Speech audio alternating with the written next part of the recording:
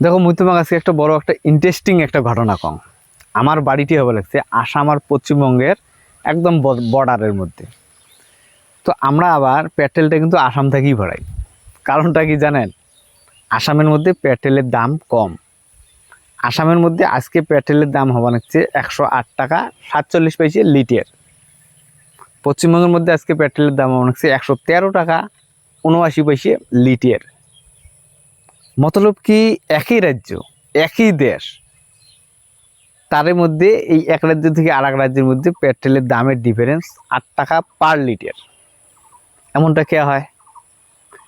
Actually এমনটা হয়, central সরকার তেলের উপরে তো একটা ট্যাক্স বসায়, যেটা ট্যাক্স সেন্ট্রাল সরকার নেয়। তারপরে রাজ্য সরকারের উপরে ছাড়ি দেয় যে তোমরা তোমার নাগরিক হোক কতটুক ট্যাক্স নিয়ে কতটুক সস্তাতে তেল দিবেন দাও, তোমার ব্যাপার।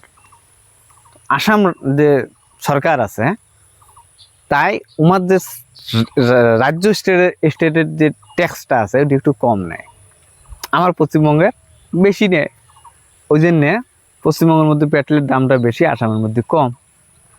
তো ভাই একদিন না হয় কইছি যে সেন্ট্রালে হচ্ছে বিজেপি সরকার, পশ্চিমবঙ্গে হচ্ছে টিএমসি সরকার, এই জন্যে বেশি। আবি তো সেম সরকার হো গয়া না, ডাবল ইঞ্জিন সরকার।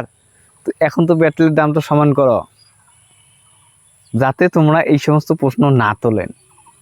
সেই কারণেই পশ্চিমবঙ্গের মধ্যে বারবার এই হিন্দু মুসলমানের কনসেপ্টটা উস্কি দেওয়া হয়।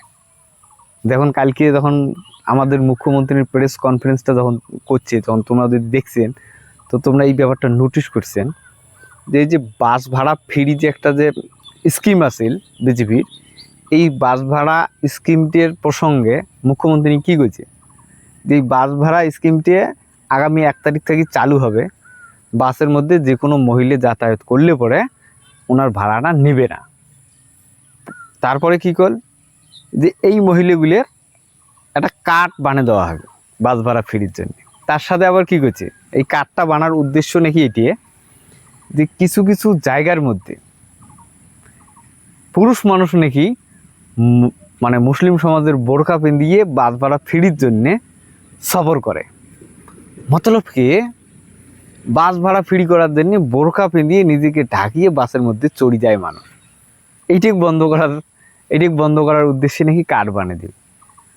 মতলব বোরকার কথাটা ওটি কওয়া জরুরি আছে, क्या জরুরি ভাই সাহেব? সোজাসুজি আইন করে দাও যে বোরকা পিন্দি গেলে বাস ভাড়াটা দিতে হবে, শেষ কথা। কিন্তু না, প্রেস কনফারেন্সের মধ্যে আসিয়ে মিডিয়ার সামনে আসিয়ে এই কথাটা আমাদের মুখ্যমন্ত্রী বলে। কেন বলে? রাজ্যের মধ্যে যাতে হিন্দু মুসলমানের যে বিভেদটা আছে এইটি যাতে থাকে, মানুষজন এটি যেন উলঝি থাকে। এই যে তেলের দাম এক রাজ্য থেকে আর এক রাজ্যের ভিতরে যে 8 টাকার ডিফারেন্স, এগুলি বিষয় নিয়ে যেন কাহিনী প্রশ্নটা না তোলে। আমরা হচ্ছি বোকা, আমরা সোশ্যাল মিডিয়ার মধ্যে আসি, কায়ো আসি ধমকি দিয়ে যে গালায় দড়ি দিয়ে মারা যাবো যদি গরু নিয়ে বিক্রি হয়। খায় আবার আসি কায় হ্যাঁ বোঝো ঠেলাটা, মুসলমান এখন গরু কিনবে না, দেখি তোমার গরু কায় কেনে। সরকার ওইটির সুযোগ নিয়ে তোমাকে ওই হিন্দু মুসলমান উস্কি দেয়। তোমরা এই হিন্দু মুসলমান নিয়ে উলঝি থাকো, যাতে মেইন সওয়াল দিনগুলি আছে এই সওয়াল অবধি যান তোমরা যেন না পৌঁছে। আগামী দিনে কি করবে সরকার? বেশি বেশি হয়তো বোরকাটা ব্যান করবে, যেটার ইঙ্গিত মনে হয় এই প্রেস কনফারেন্সের মধ্যে দিল। তো কি বলার আছে? এই কারণেই মুই কং যে বিজেপি সরকারটা হচ্ছে সাম্প্রদায়িক সরকার, এই সরকারটা হিন্দু মুসলমান করে, এই সরকারটাকে পশ্চিমবঙ্গে ক্ষমতায় রাখা যাবে না। সেই উদ্দেশ্যেই আমি তোমাকে কং যে বিরোধী যে গোষ্ঠীটি আছে, এই বিরোধী গোষ্ঠীগুলির ভোটটা যে ভাগ হয়ে যায় সব জায়গার মধ্যে, এই ভাগটা হইতে দেওয়া যাবে না। আগামী ইলেকশনে বিজেপির সঙ্গে একজোট হয়ে লড়াইটা করতে লাগবে, জোট বাঁধা হবে। ঠিক আছে, ভালো থাকবেন। আর দেশ দুনিয়ার খবর আপডেট থাকার জন্য মোর চ্যানেলটাকে সাবস্ক্রাইব করে দিবেন। মাঝে মধ্যে এসে ভিডিও বানাবো, দেশ দুনিয়ার খবর দেবো। ঠিক আছে, ধন্যবাদ। কোনো ধরনের হিংসের মধ্যে নিজেকে জড়াবেন না, আর হিংসে ছড়াইবেনও না, এটাই অনুরোধ।